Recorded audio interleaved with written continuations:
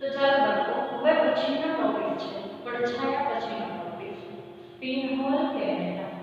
પ્રકાશ, પડછાયો અને પરાવર્તન. તેમાં પ્રકાશ અને પડછાયો બંને જોઈએ તો હવે પરાવર્તન એક બાકી છે, એની પહેલા જોવાનું છે. 11.3 પિનહોલ કેમેરા. પિનહોલ કેમેરા એટલે કે કેવા?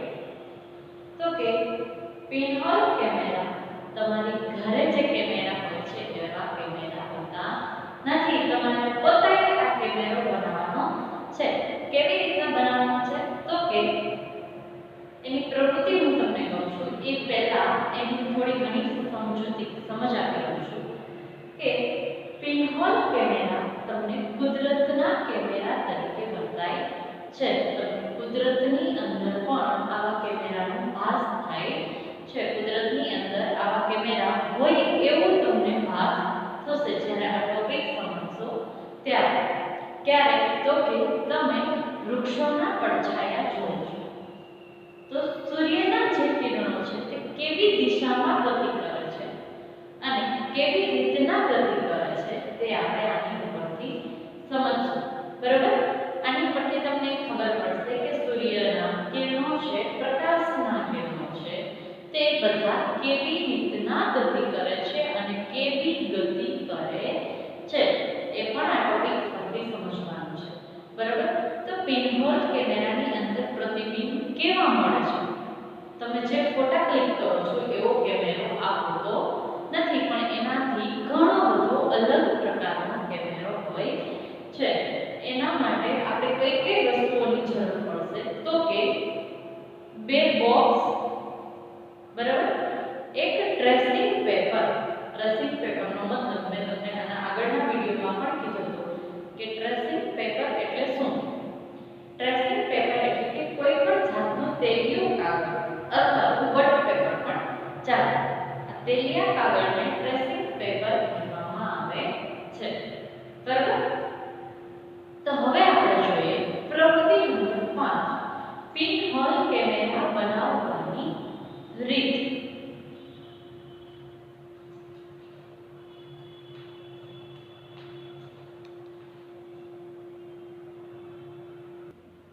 હવે પિનહોલ કેમેરા બનાવવા માટે આપણે બે બોક્સ લેવાના છે. જો તમને અહીંયા દેખાય છે પ્રોપર બે બોક્સ. કેવા બોક્સ લેવાના છે કે ફરતી બાજુથી પેક હોય તેવા બોક્સ લેવાના છે. તેની બધી જ દિવાલો આવેલી હોય, બધી બાજુથી પેક હોય તેવા બે બોક્સ લેવાના છે. આ એ નંબરનું જે બોક્સ છે તે મોટું અને આ બોક્સ છે તે એનાથી થોડુંક જ નાનું લેવાનું છે. હવે શું કરવાનું છે? તો કે આ બે બોક્સ લઈ લીધા બાદ આ બોક્સનો જે આગળનો આ જે ચોરસ ભાગ દેખાય છે આ એક ચોરસ ભાગને કાપી લેવાનો છે અને બીજા બોક્સની અંદર પણ આ બીજા ચોરસ ભાગને કાપી લેવાનો છે. હવે આ પ્રવૃત્તિ કરશો પછી તમારે શું કરવાનું છે? હવે આ બંને સાઈડ કાપી લીધા બાદ સામેની સાઈડ પેક હશે. દેખાય છે તમને આ ભાગ જ્યાં મેં બોલપેનનો પોઈન્ટ રાખ્યો છે તે ભાગ દેખાય છે? તે એકદમ પેક હશે અને આની અંદર પણ આ ભાગ હશે તે પેક હશે. હવે આ જે ખોખું છે તે મોટું છે અને આ છે તે નાનું છે. હવે આ જે મોટું ખોખું છે તેના વચ્ચે એક નાનો એવો હોલ પાડવાનો છે. અણીઘર અથવા તો પરિકર લઈ અને તે એક હોલ પાડી લેવાનો છે. આ હોલ પાડી લીધા બાદ આપણે આ બોક્સને સાઈડમાં મૂકી દેવાનું છે. હવે બીજા બોક્સને લેવાનું છે. એની અંદર શું કરવાનું છે? તો કે 5 થી 7 સેન્ટીમીટરનો આ ભાગની અંદર એક ટુકડો કાપી લેવાનો છે. કટરની મદદથી અથવા તો તમારા ઘરે જે ચપ્પુ છે એ ચાકાની મદદથી બરાબર આવો જ એક 5 થી 7 સેન્ટીમીટરનો આવો લંબચોરસ ટુકડો કાપી લેવાનો છે. હવે આ લંબચોરસ ટુકડાને કાપી લીધા બાદ ત્યાં એક સરસ મજાનું ટ્રેસિંગ પેપર એટલે કે તેલિયા કાગળને અહીંયા લગાવવાનો છે. અહીંયા તેલિયો કાગળ લગાવશો એટલે શું થશે? તો કે આ બોક્સ છે તેની અંદર આ બોક્સને સ્લાઇડર એટલે કે અંદર પહેરાવી દેવાનું છે. જો કઈ રીતના હું અહીંયા બતાવું છું. આપણે શું કામ એને એક નાનું અને એક મોટું બોક્સ લીધું હતું? આ મોટા બોક્સની અંદર નાનું બોક્સ છે તે વ્યવસ્થિત રીતના અંદર વહી જાય એટલા માટે આ નાનું બોક્સ લીધેલું હતું. હવે એક સ્લાઇડરની જેમ આપણે આ બોક્સને મોટા બોક્સની અંદર પરોવી દેવાનું છે. હવે નાના બોક્સને મોટા બોક્સની અંદર પરોવશો એટલે શું થશે? તો કે પાછળ જે કાણું છે તેમાંથી આ ટ્રેસિંગ પેપર ઉપર તમને પ્રતિબિંબ જોવા મળશે. પણ તમારે એ પ્રતિબિંબ કેવી રીતના જોવાનું છે? તો કે પહેલાં ત્રણેય બોક્સને વ્યવસ્થિત રીતે જોઈ લ્યો કેવી રીતના કટિંગ કરવાનું છે અને કેવી રીતના ગોઠવવાનું છે. જો આ ત્રણેય બોક્સ તમને એકદમ સરસ રીતે દેખાય છે. એક આ છે તે મોટું બોક્સ, આ છે તે નાનું બોક્સ અને આ મોટા બોક્સની અંદર તૈયાર કરેલું આ નાનું બોક્સને સ્લાઇડ કરવાનું છે એટલે કે પરવવાનું છે. સ્લાઇડરની જેમ આગળ પાછળ થઈ શકે તેવી રીતના બોક્સની ગોઠવણી કરવાની છે. હવે શું કરવાનું છે? એક કાળા કલરનું એકદમ ડાર્ક કલરનું કે જેની અંદરથી પ્રકાશ પસાર ના થઈ શકે તેવી રીતના એક કપડું લેવાનું છે અને અહીંથી તમારે આ પ્રતિબિંબને જોવાનું છે. ક્યાંથી? તો કે આ જે નાનું બોક્સ છે એની અંદરથી તમારે પાછળનું પ્રતિબિંબ જોવાનું છે. પછી કેવી રીતના જોવાનું છે? તો કે અહીંયા તમારું માથું રાખવાનું છે અને આ આટલા બોક્સની અંદર જુઓ દેખાય છે હું ક્યાં રાઉન્ડ કરું છું? અહીંથી આટલું બોક્સ, અહીંથી આટલા અડધું બોક્સ છે ત્યાં સુધી તમારે એ કાપડને અને તમારા માથાને બંનેને ઢાંકી દેવાનું છે. એ બંનેને ઢાંકશો એટલે શું થશે કે તમારા મોઢા આગળ અહીંયા આખું અંધારું જોવા મળશે. બરાબર? આ અંધારું જોવા મળશે તો અંધારાની અંદર તમારે આ પ્રતિબિંબને જોવાનું છે. તો અંધારાની અંદર જોશો એટલે શું થશે? તો કે આ કાણાની અંદરથી જે પ્રતિબિંબ આવે છે, અહીંયા જે તમને આ કાણું દેખાય છે, આ કાણાની પાછળ જ રહેલી જે વસ્તુ છે તે જે તમને દેખાય છે તે આ પડદા ઉપર જોવા મળશે. જે આપણે તેલિયો કાગળ અહીંયા લગાવ્યો છે, આ તેલિયા કાગળ ઉપર કોઈ પણ જાતની પદાર્થની વસ્તુ જોવા મળશે. હવે આ તેલિયા કાગળ ઉપર જોવા મળતો પદાર્થ તે કેવો છે? તો કે તે તમને ઉલટો જોવા મળશે. શું કામ એને? તો કે પિનહોલ કેમેરાની અંદર ચત્તુ પ્રતિબિંબ નહીં પણ ઉલટું પ્રતિબિંબ જોવા મળે છે. હવે પિનહોલ કેમેરાની અંદર હંમેશાને માટે ઉલટું પ્રતિબિંબ જોવા મળે છે, ચત્તુ પ્રતિબિંબ જોવા મળતું નથી. તો હવે આપણે સૂર્યના પિનહોલ કેમેરાને માણીએ. હવે સૂર્યના પિનહોલ કેમેરાને જોવું હોય તો એનું સ્પષ્ટ ઉદાહરણ છે એક વૃક્ષ. વૃક્ષને આપણે જોઈએ છીએ તડકાની અંદર તો તમને અહીંયા જે આખો આ પડછાયો દેખાય છે, વૃક્ષનો દેખાય છે બધાને. આ પડછાયાની અંદર શું દેખાય છે? તો કે સૂર્યની અંદરથી આવતો જે આ પ્રકાશ છે તે આ બે પર્ણોની વચ્ચેથી આવે છે અને આખું વૃક્ષ છે તે ઊંધું જોવા મળે છે.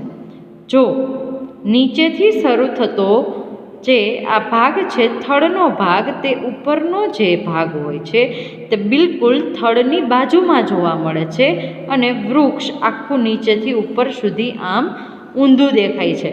એટલે કે પિનહોલ કેમેરાની અંદર પ્રતિબિંબ હંમેશા ઉલટું જોવા મળે છે, ચત્તુ પ્રતિબિંબ જોવા મળતું નથી.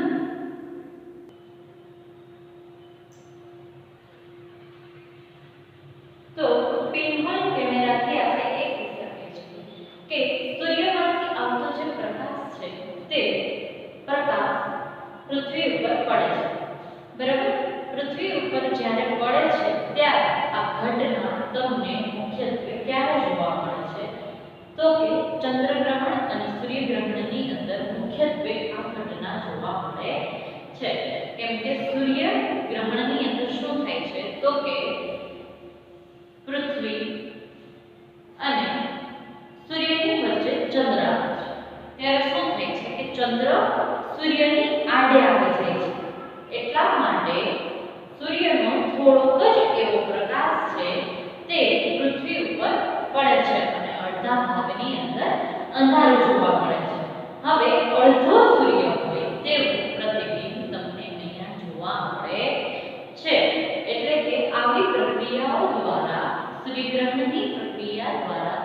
પિનહોલ કેમેરો, કુદરતી પિનહોલ કેમેરો જોવા મળે છે. અને હાલની અંદર આપણે જે પિનહોલ કેમેરો બનાવ્યો તે પણ એક સૂર્યગ્રહણનું જ ઉદાહરણ છે કે જ્યારે સૂર્યગ્રહણ થાય છે ત્યારે તમે જે કોઈ પણ પદાર્થ દ્વારા અથવા તો સનગ્લાસીસ પહેરીને તમે સૂર્યગ્રહણને જોવો છો ત્યારે તમને જોજો કે તમને જે દેખાય છે ચંદ્રમાનો છે તે થોડોક જ એવો નાનો એવો હોય છે અને બિલકુલ અંધારું જોવા મળે છે. આવું શું કારણે થાય છે તો કે પિનહોલ કેમેરા જેવી રચના ગોઠવાય છે એટલા માટે આવા પ્રતિબિંબો જોવા મળે છે. બરાબર, અહીંયા સુધી આપણે જોયું. એના પછીની પ્રવૃત્તિ જોવાની છે, પ્રવૃત્તિ નંબર 6. હવે પ્રવૃત્તિ નંબર 6 ની અંદર શું જોવાનું તો કે એની અંદર તમારે એક પ્રવૃત્તિ કરવાની છે. એક મીણબત્તી લેવાની છે અને બે પ્રકારના પાઇપ લેવાના છે. એક વળી ગયેલો પાઇપ લેવાનો છે અને એક એકદમ સ્ટ્રેટ એટલે કે સીધો પાઇપ લેવાનો છે. હવે આ પ્રવૃત્તિ શું સાબિત કરે છે તો કે મીણબત્તીને તમારે પ્રગટાવવાની છે અને પહેલા એકદમ સીધો પાઇપ છે એની અંદરથી મીણબત્તીને જોવાની છે અને પછી વળી ગયેલો જે પાઇપ છે એની અંદરથી મીણબત્તીને જોવાની છે. આની પરથી શું સાબિત થશે તો કે પ્રકાશ છે તે હંમેશા માટે સીધી રેખામાં ગતિ કરે છે. પ્રકાશ ક્યારે આડી ઊભી રેખાની અંદર ગતિ કરતો નથી. પ્રકાશ હંમેશા સીધી રેખામાં ગતિ કરે છે. આટલા માટે જ શું થાય છે તો કે આપણે જે આડી ઊભી વસ્તુઓની અંદરથી પ્રકાશ જોઈએ છીએ તો આપણને પાછળની વસ્તુ પ્રોપર દેખાતી નથી અથવા તો પ્રકાશનો જે સ્ત્રોત છે તે આપણને દેખાતો નથી. તો અહીંયા મીણબત્તી છે તે કૃત્રિમ પ્રકાશનો સ્ત્રોત છે. બરાબર, તો આ કૃત્રિમ પ્રકાશનો સ્ત્રોત અથવા તો કુદરતી પ્રકાશનો સ્ત્રોત કોઈ પણ જાતનો પ્રકાશનો સ્ત્રોત લઈ લો, પ્રકાશના જે કિરણો છે તે સીધા જ પડે છે, ત્યારે આડી ઊભી દિશામાં પ્રકાશના કિરણો પડતા નથી અથવા તો આડી ઊભી ગતિ કરીને પણ પ્રકાશના કિરણો પડતા નથી. હવે જો તમને ઉદાહરણ આપું છું, અહીંયા એક આ સૂર્ય છે. બરાબર, સૂર્ય બધી દિશાની અંદર પ્રકાશ ફેંકે છે પણ સૂર્ય ત્યારે આવી દિશાના પ્રકાશ ફેંકતો નથી કે આવી દિશાના ત્યારે પ્રકાશ ફેંકતો નથી. સૂર્ય હંમેશા સીધી જ દિશાની અંદર પ્રકાશ ફેંકે છે. એ બદલામાં તમે કોઈ પણ જાતની ટોર્ચ લઈ લો. બરાબર, આ છે ટોર્ચ.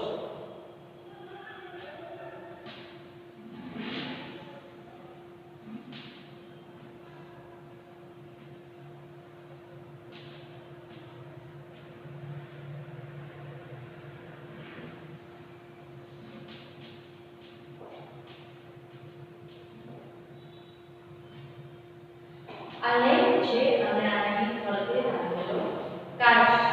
બરાબર, હવે આ ટોર્ચમાંથી જ્યારે આ ઊભી છે તો એને પ્રકાશ પાડશો તો હંમેશા આવા જ કિરણોની અંદર પ્રકાશ તમને જોવા મળશે. પ્રકાશ ક્યારે આવી રીતના નીચો જશે, ક્યારે આમ વહી જશે, ક્યારે આમ વહી જશે, એવી રીતના પ્રકાશ ક્યારે જોવા મળતો નથી. આના ઉપરથી એ સાબિત થાય છે કે પ્રકાશ હંમેશા સીધી રેખામાં જ ગતિ કરે છે. તો તમને એક પ્રશ્ન પૂછાય કે પ્રકાશ કેવી ગતિ કરે છે તો કે સીધી રેખામાં એટલે કે સુરેખ ગતિ કરે છે. પ્રકાશની ગતિ હંમેશા સુરેખ હોય છે. આના ઉપરથી આપણી ગતિનો પણ પાછો ફરીથી ખ્યાલ આવે છે. બરાબર, આ થઈ આપણી પ્રવૃત્તિ નંબર 4 કે જેના ઉપરથી ખબર પડે છે કે પ્રકાશ સુરેખ ગતિ કરે છે.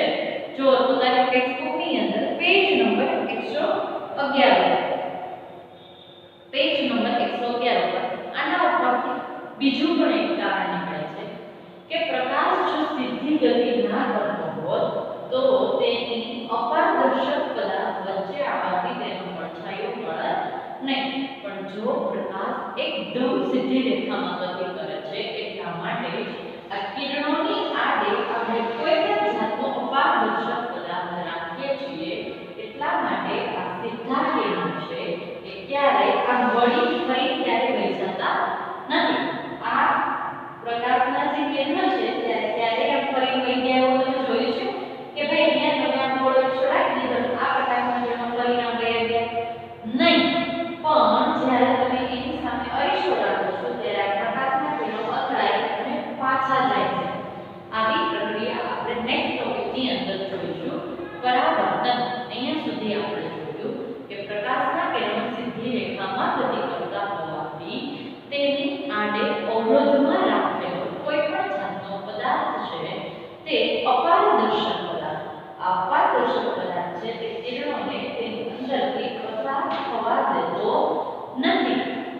આ કિરણોને પસાર નથી થવા દેતો એટલા માટે જ તેના પાછળના ભાગમાં તેના જેવું જ સેમ પડછાયો જોવા મળે છે. કેવા કલરનો હોય છે પડછાયો? પડછાયો હંમેશાને માટે કાળા કલરનો હોય છે. પડછાયો ક્યારેય રંગબેરંગી હોતો નથી. અહીંયા સુધી આપણે જોયું.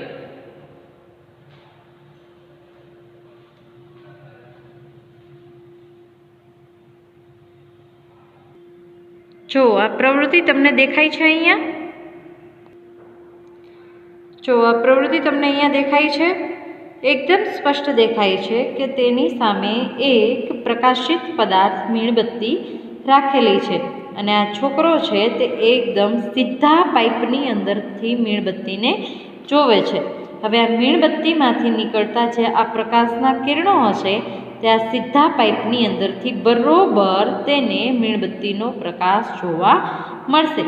હવે એ જ છોકરો આ વાળેલી નળીમાંથી મીણબત્તીને જોવે છે, પણ મીણબત્તીના જે કિરણો છે તે તો અહીંયા સુધી જ જશે, અહીંયા સુધી જ પહોંચશે, પછી ત્યાંથી આગળ જઈ શકશે નહીં, કેમ કે અહીંથી આ જે નળી છે, આ જે પાઇપ છે તેને વાળેલો છે.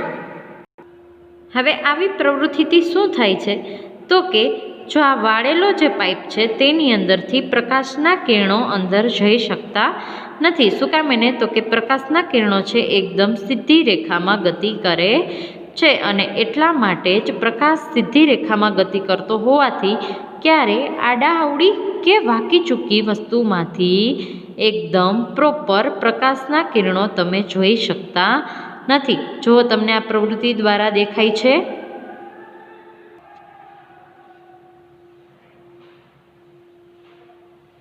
હવે તમે જે પ્રવૃત્તિ જોઈ એ પ્રવૃત્તિને ફરજિયાતપણે બધાએ પોતાના ઘરે કરવાની છે. બીજું એ કે મેં જે પ્રવૃત્તિઓ અહીંયા કહી છે એ બધાએ પ્રવૃત્તિઓ તમારા પોતાના ઘરે કરવાની છે અને પ્રવૃત્તિઓને સાચવીને રાખવાની છે કે આ પછીના જે પણ ટોપિકો આવે એ ટોપિકની અંદર પણ આ બધી પ્રવૃત્તિઓની જરૂર પડશે. અને એ સિવાય ફેરનોટની અંદર અને શ્વાની અંદર પણ ઘણી બધી પ્રવૃત્તિઓ હશે કે એ પ્રવૃત્તિ ઉપરથી પણ તમને ખબર પડશે કે પ્રકાશના સ્ત્રોત કયા કયા છે, કેવા છે, કૃત્રિમ છે, કુદરતી છે, કયા છે, બરાબર? એ બધી વસ્તુની જાણકારી તમને તેની અંદરથી પ્રાપ્ત થશે. બધાએ ફરજિયાતપણે મારી હારે જેટલી હું સ્વા કમ્પ્લીટ કરાવું છું જેટલી ફેરનોટ કમ્પ્લીટ કરાવું છું તે ફેરનોટ બધાએ ફરજિયાતપણે લખવાની છે. અને જ્યારે વિજ્ઞાનની શ્વા ચેક કરાવવા માટે અત્યારે બોલાવે છે તો બધાએ ફરજિયાતપણે પોતાની શ્વા ચેપ્ટર 9 અને 10 કમ્પ્લીટ કરી અને મોકલવાની છે. અધૂરું મોકલવાનું નથી. ફરજિયાતપણે ચેપ્ટર 9 અને 10 કમ્પ્લીટ થઈ ગયેલા હોવા જોઈએ.